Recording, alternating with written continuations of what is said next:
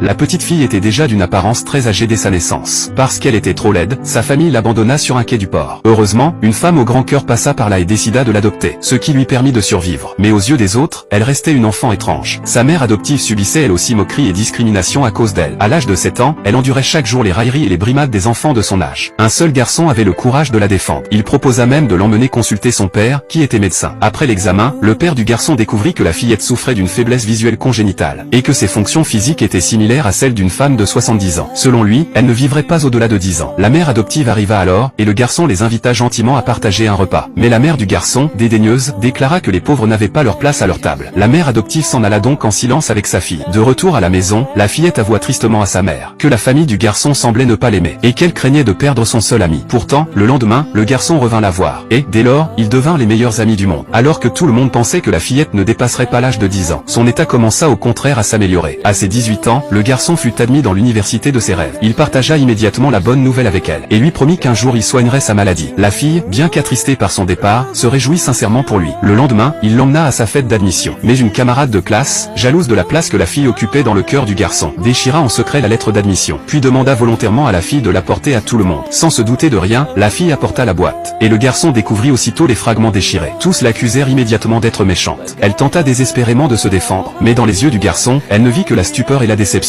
En larmes, elle s'enfuit chez elle. Durant les jours qui suivirent, elle attendit le garçon, mais elle n'apprit que son départ pour l'université. Ils ne se revirent plus jamais. Ne pouvant la voir souffrir, la mère adoptive prépara pour elle des affaires, et toutes ses économies, et lui conseilla de partir découvrir le monde. La jeune fille pleura dans les bras de sa mère. Je ne veux pas te quitter. Mais, devant l'insistance de celle-ci, elle embarqua sur un navire le lendemain. Le garçon, arrivé trop tard, ne put la voir une dernière fois, et ne put que crier son nom encore et encore sur le quai. Mais la jeune fille, partie seule pour la première fois, se fit rapidement dépouiller de tout son argent. Heureusement, un homme vint à son secours, et lui proposa de travailler avec lui dans un restaurant. Un soir, des clients ivres commencèrent à la harceler. L'homme intervint pour la protéger et se heurta aux clients. Ils furent tous deux renvoyés ce même jour. Cette nuit-là, il avoua ses sentiments à la jeune fille, mais son cœur à elle appartenait toujours au garçon. Elle choisit de partir et trouva du travail dans un bar. C'est là qu'elle rencontra la personne qui allait changer son destin. Grâce à une occasion inattendue, elle fut remarquée par un riche homme d'affaires. Elle prouva rapidement sa valeur, et devint son employée la plus digne de confiance. 6 ans plus tard, ce dernier l'envoya ouvrir une succursale dans sa ville natale. La jeune femme en fut bouleversée d'émotion. Le garçon, désormais diplômé, rendait visite chaque jour à la mère de la fille. Il n'avait pourtant jamais réussi à obtenir la moindre nouvelle d'elle. Ce jour-là, c'était l'anniversaire du garçon, et il invita la mère adoptive de la fille à sa fête, car c'était aussi l'anniversaire de la jeune femme. Au cours de la soirée, il proposa à sa propre mère de formuler un vœu pour la jeune fille, mais celle-ci refusa sèchement, et maudit la fille, affirmant qu'elle devait déjà être morte depuis longtemps. C'est alors que la camarade de classe jalouse confessa soudain publiquement son amour au garçon. Il refusa son cadeau, et ses amis se moquèrent de lui, affirmant qu'il pensait encore à cette fille laide. À cet instant,